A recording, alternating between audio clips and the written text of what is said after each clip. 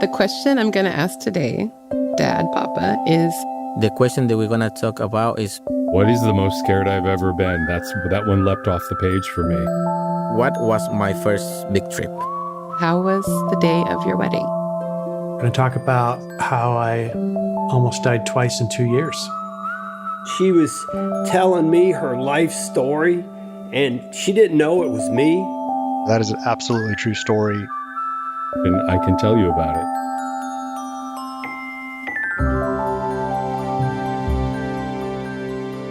Welcome to the Storyworth podcast. I'm your host and Storyworth co-founder, Krista Baum. Each week on the podcast, we ask questions that help us hold on to a person's life story. We tell stories that help us get to know the people around us, the people in our communities, even better. This week, a young woman who chased her dreams of being a professional athlete all the way to the top, and how she is now pivoting into the unknown. My name is Skyler Espinoza. I'm a very recently retired professional cyclist, and I was just recently a guide for a visually impaired cyclist as part of a tandem bike in the 2024 Paris Paralympic Games. The next bike we will be the Paris team roster will be on Jack Lick and Skyler Espinoza. Congratulations. Whoa.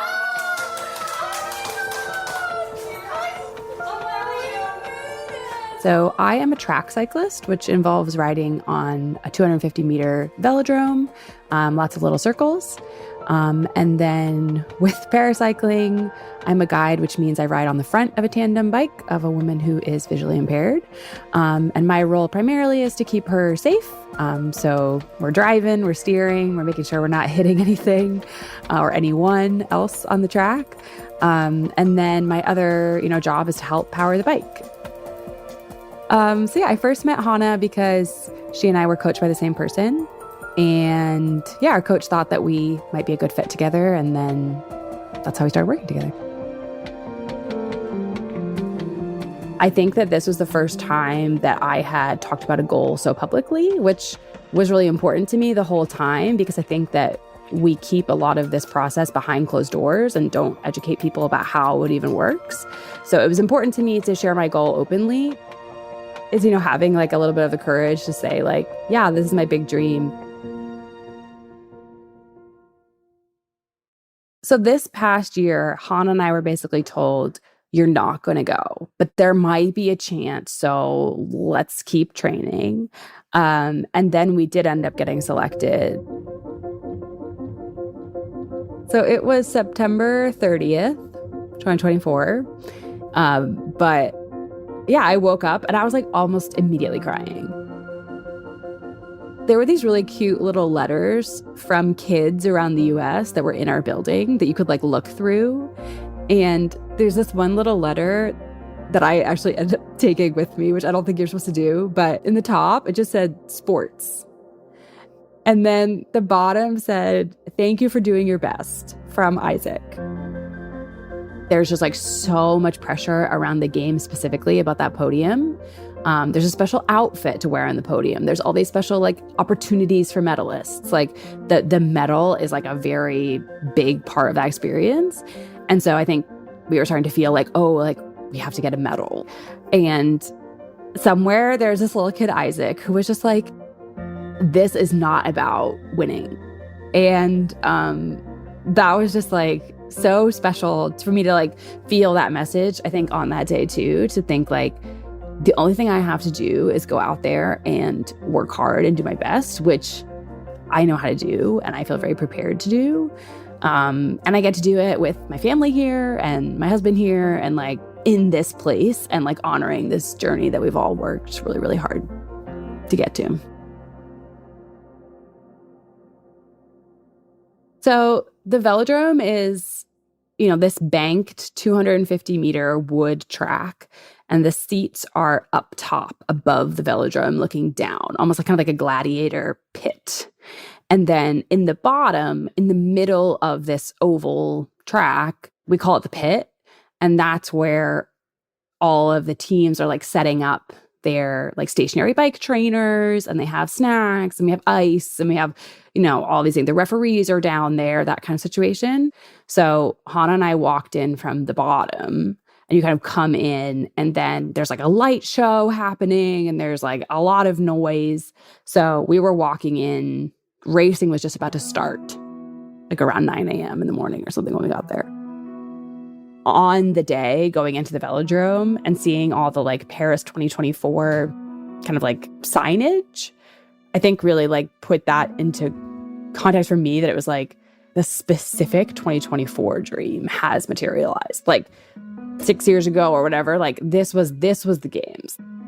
I saw my family, I got to wave to them. My husband, Nico's parents got to be there. My cousins from Kentucky came, like my family from all freaking over. So I think a cool part of the whole week was different people who have supported me getting to come together for this moment. And it's also like this weird out-of-body experience to be experiencing, like something you've seen on TV. Like, oh, there's somebody's like crazy family in like matching t-shirts. Like, that is my family,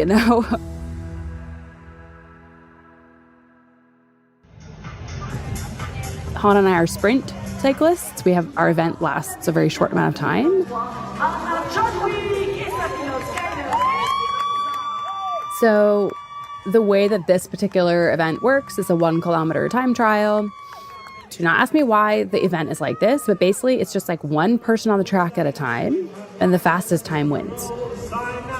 Track bikes are single geared bikes. So there's no shifting, and there's also no brakes. So your bike gets put into a gate that holds the back wheel, and then there's a 15-second countdown, and then there's a 5-second countdown with beeps. Once the gate releases, we're off to the races. I think once the beep sounds and the gate opens, I'm just doing what I have trained to do. Like, I'm not thinking like my family's watching or like this is it. Like, I'm just in race mode then, and that race just felt like a lot of other races.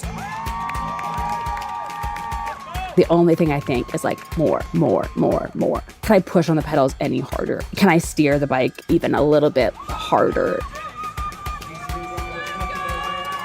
There's always a little part of me that thinks like, this time I'm going to try so hard and we're going to go so fast. Like, we're going to go faster than we've ever gone, and it's going to be amazing.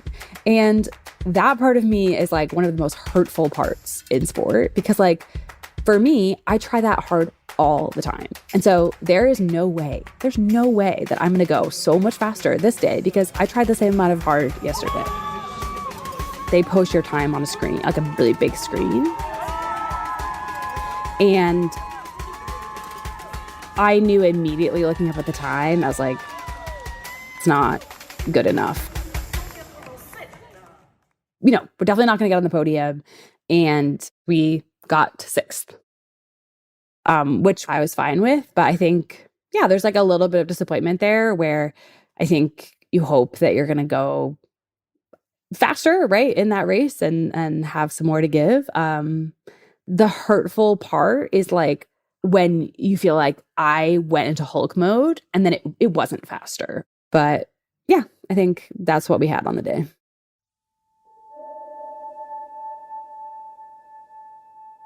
I didn't always have retirement on my brain, but I did know that this particular games was a really big goal of mine. So I started really pushing towards 2024 in like 2018 when I started cycling. And so I knew that there was going to be a re-reckoning at that point. What made me think that I need to take a break was how hard it was for me to say no to things in sport. I think there's like a huge pressure to say like, well, if you don't want to do this, or someone else is going to take your spot. So whether that was in, I was in kind of able-bodied Olympic selection for a little bit, or the para, or anything, like I think there is an aspect of dispensability of the people in the places. Like, I am just like a number that's filling a spot. And I think that there's probably very few people, and it's even hard to imagine that they feel safe, but like very few people who feel like they are so good that they can act anyway or make their own choices and there aren't any ramifications. This is tied up with sports being like people's dream career. Like, I think there's this expectation that if you're doing sports as a job or you're trying to, that it is your dream. And so therefore you will do anything to do it. I do think this particular pivot felt different. A lot of people, like family members, had supported me financially at different points. Like a lot of people, were following our journey and expecting things. And also like a huge part of this journey is my husband and his support. So I think like deciding to kind of change that goal felt like much less like it was only about me. And more so like I needed to think about my community and the other people that have been on this journey with me before I kind of made that decision. One of the things that solidified it for me was the difference between my mindset and Hannah's mindset. Hannah said to me in our day in between our races, like, oh, if I don't podium in LA, that's going to be so embarrassing. And I was like, that's not embarrassing for me at all. And I think that I just am at a place where I feel really content with what I've accomplished. And I felt no desire to like prove anything more or have any different result.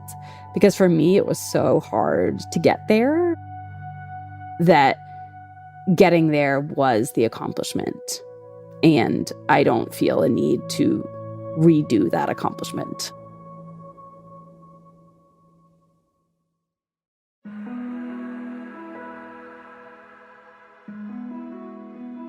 I had this very impactful experience early on watching my first IMAX movie that was the Ernest Shackleton kind of Unlocked from the Ice. And so I used to climb around like on my washer and dryer and imagine I was in this great adventure. And yeah, a lot of like young tests of endurance and young sports were like, whoa, like there is not a limit to like how hard you can push here.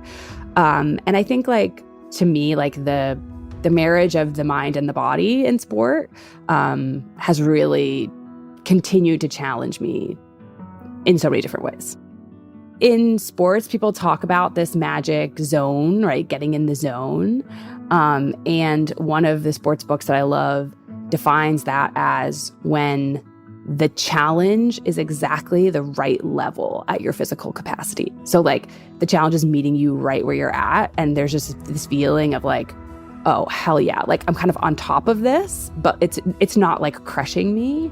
And so I think trying to find that and then trying to find that again, a new challenge as your skills improve or as your mind tools get stronger is a cool way to start to think about like, there are always going to be a lot of challenges, but what's the right challenge for me?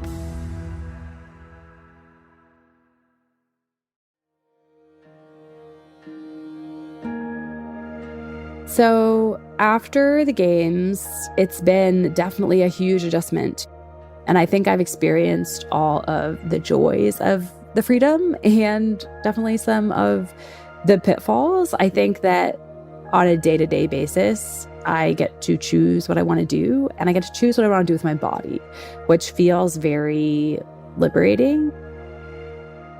I think the downfalls are that, yeah, I had a big structure that was informing my plans. It informed when I went on vacation. It informed when I ate my meals. It informed what I did with my weekends. And I don't have that anymore.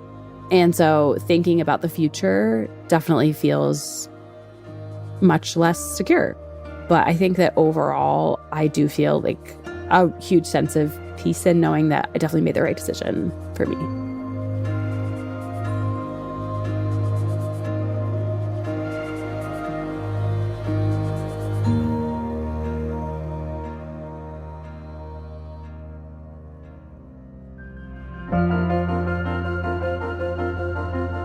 That's it for this episode of the Storyworth podcast. I'm Krista Baum. Thanks so much for listening. If you want to get started writing your own book of life stories or want to give the gift of Storyworth to a loved one, head over to storyworth.com. And if you want one of your stories to be considered for the podcast, we'd love to hear from you. Reach out to us at storyworth.com/podcast. The Storyworth podcast was produced by the folks at Good Weight Productions. Remember, everyone has a story worth sharing. See you soon.